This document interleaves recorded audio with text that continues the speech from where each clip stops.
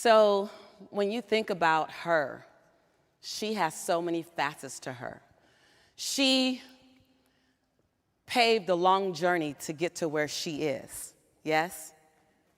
She had to learn how to say yes even when she wanted to say no. She's had to learn how to say no when everyone else has wanted her to say yes. Am I talking about her right now? She has been on a journey to discover herself. She has been on a journey to give herself permission to become unapologetic. She has been on a mission to give herself permission to become non-negotiable.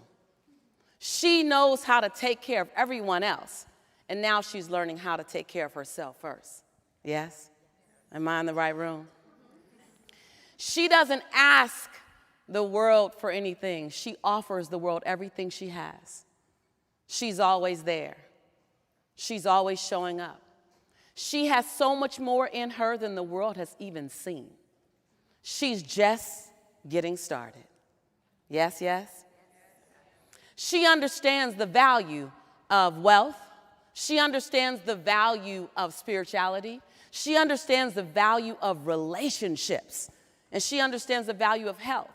And in this season, she's now putting them all together to create 360 abundance. She recognizes that money without spirituality isn't quite the same, and that relationships without good health isn't quite the same. She's finally arrived to, I don't have to choose either or, I get and. Yes? She is on a whole new path. She is about to see the best version of herself. She is becoming barely recognizable. She is more than she's ever been, and she's about to become more than she can ever imagine. That's who she is. She is not about to just surprise people. She's about to blow their mind. See, yeah. See, she finally recognized that she didn't have to ask anyone to be as brilliant as she is. She didn't have to ask anyone, are they ready for her beauty? She doesn't really have to ask anyone, can she be great? She really doesn't have to ask permission to do anything. Her job simply is to give the world notice. See, this is her season. And this is her time. This is the time when we don't have to learn how to dance around each other. This is the time where we, us, get to learn how to dance together. This is when she gets to define her own rhythm. This is when she gets to sing her own song. This is when she doesn't have to worry about assimilating and fitting in. As a matter of fact, the more she stands out, the better it is. See, she's just getting started. Some days she feels really exhausted. Some days she feels like people don't really value who she really is. Some days she feels like, my God, I can't give anything else to the world more than I'm giving. Some days she realizes, wait a minute, if one more person asks one more thing from me, I'm going to scream. And then on another day she realizes, well, of course they'll ask more of me. I always show up.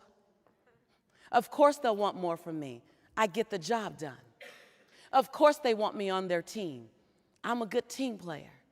Of course my children, my husband, my family, they all ask something from me because I always show up with enough to give. She finally realizes that she's enough for everyone. That she's not a super sister soldier. She's an ordinary woman choosing every day to make one more extraordinary decision. And so I just stopped by to ask you, are you ready for who she is becoming? Are you ready for who you are becoming?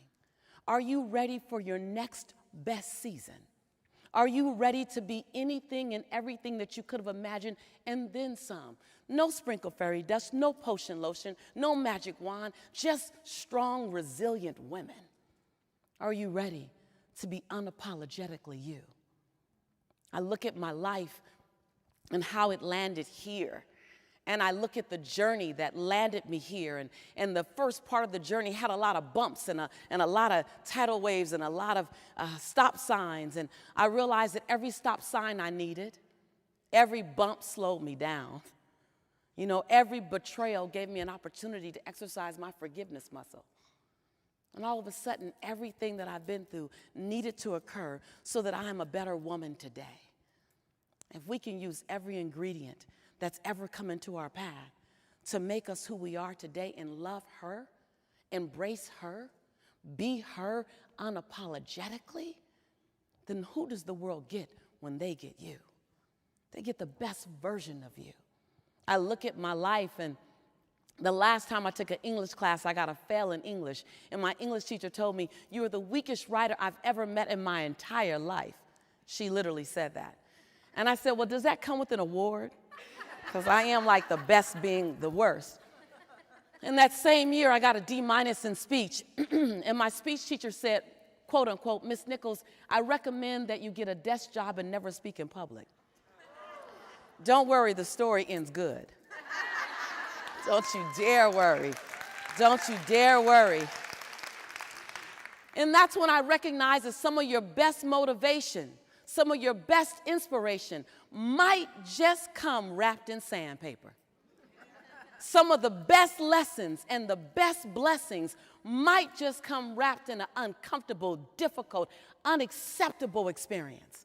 Some of the things that have made our mothers and our grandmothers and will make us and will make our daughters the best version of themselves comes wrapped in a disappointment at times.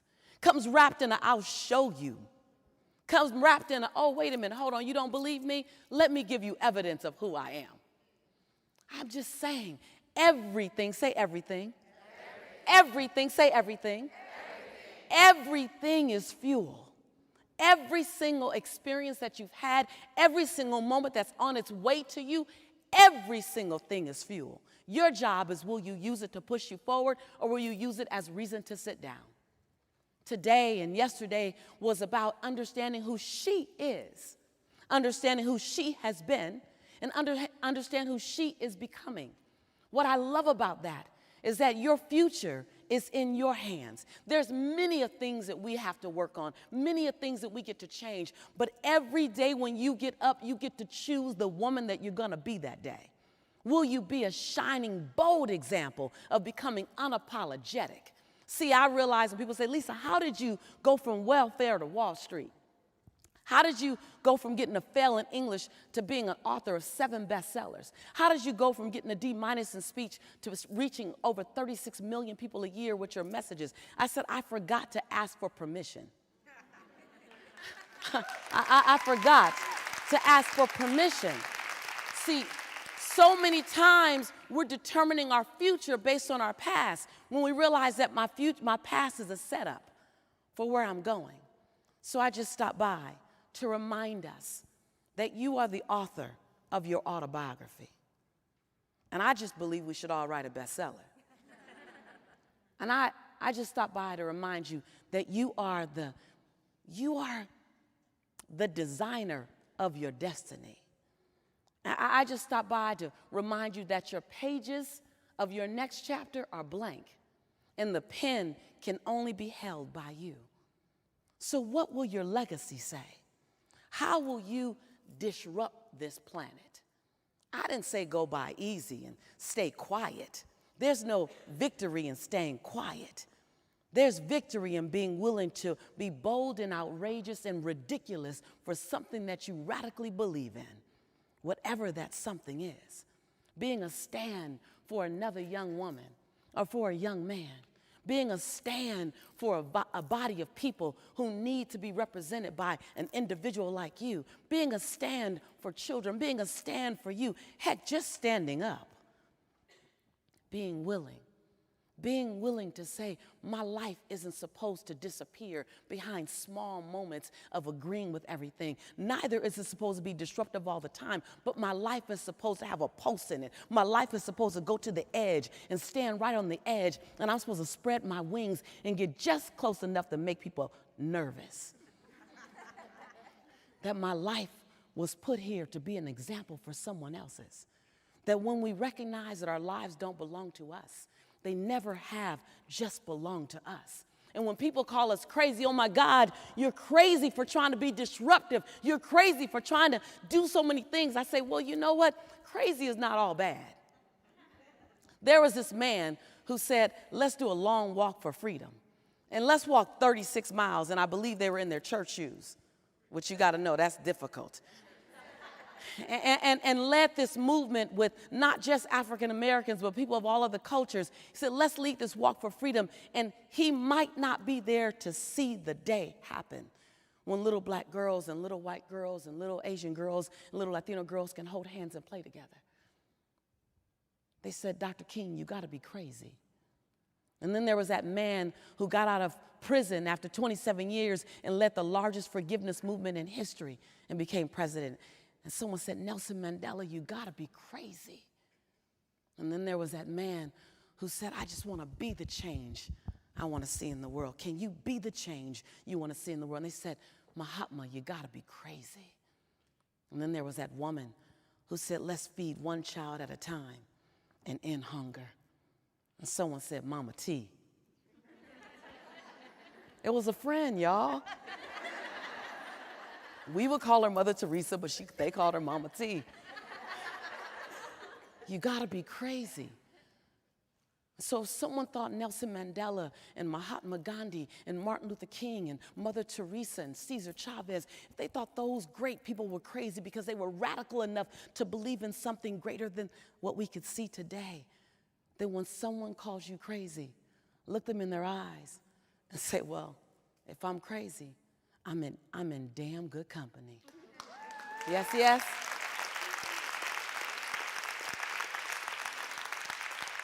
So I just stopped by as an ending note before I hop on a plane, like in a couple of hours. I just stopped by to just put a cap on this experience, to ask you, what radical action are you willing to live in? Not out in the world yet, but in your bathroom. What are you willing to say when you look at her in the mirror? What are you willing to do differently when you wake up tomorrow morning? Are you willing to carve out some me time, some she time, some we time? Y'all would think I planned that, didn't you? It just kind of flows out that way. I don't know what happened. Are you willing? Are you willing to boldly speak up for the woman you know yourself to be? And for the men in the room, thank you so much for being a part of the conversation. You're definitely included, but I'm talking to my sister friends right now. Are you willing? Are you willing to be radical for the thing you stand for? Are you willing to sing loud enough for someone to hear you? Are you willing to dance long enough for someone to catch a glimpse at your groove? Are you willing? Are you willing to allow someone else to copycat you for a moment? Are you willing to hold your breath long enough for someone else to use your oxygen when they need it? Are you willing? Are you willing to let your light shine so brightly that it might disrupt your neighbor? Put your shades on, y'all. Are you willing? Are you willing to no longer dim your light so that others won't feel insecure in your presence? Are you willing to show up being the brilliant being you've always known yourself to be? 360 abundance. Are you willing to pour into your spiritual practice and allow your spiritual you to live boldly into the world unapologetically? Are you willing to hold hands and pray with her just because she needs a prayer, not knowing quite what her belief system is, but you know that somewhere she knows there's something greater than her? Are you willing? Are you willing to invest in your physical being so that your body, your temple, can sustain your life purpose? Are you willing to be physically responsible for your future? Are you willing to get your finances so in order so that you can buy your freedom and his if he needs you to? Are you willing? Are you willing? Are you willing to disrupt the norm, not by what you say and not by what you do, but by who you be? Are you willing? Are you willing to not be memorable and not be wonderful, but to become unforgettable? Are you willing? Are you willing to make your dash, the dash between your birthday and your transition day, are you willing to make that dash dance? See, the dash between your birthday and your transition day isn't supposed to be straight. That's like that line on that machine in the hospital. The last thing you want is for it to be straight. You want that line to go like this. As much as it can, you want that line to go like this. Are you willing to make your life go like that? Are you willing to find those places where you can peak? The valleys will find you, but you got to find the peaks. Are you willing to not let a speed bump become a stop sign? Are you willing? Are you willing to love again like you never got hurt? There you go. Breathe it in, sis. Are you willing to spend another dollar like you never lost one? Are you willing to invest in yourself like you never fell down before? Are you willing? Are you willing to give weight release one more try as if you never failed a diet before? Are you willing to pray as if all prayers are answered? I didn't come with your answers. I came with the questions. Are you willing, sis? Because she is amazing. She is everything. She is breathtaking. She is unforgettable. She is breath. She is life. She is being reinvented. She is right here in this room. She is you and I. And together we become we. I'm so honored to be your sister in this journey. I'm so honored to call you my friend. I'm so honored to be on the planet at the exact same time as you. I'm so honored to be writing my autobiography while you're writing yours. My grandmother says, baby, when you get my age, she's 87. Baby, when you get my age, you're supposed to sit in your favorite rocking chair and share the story of your life. She says, but baby, that's how she says, baby, but when you're your age, you're supposed to make sure the story's gonna be good to tell. I love you. Take care.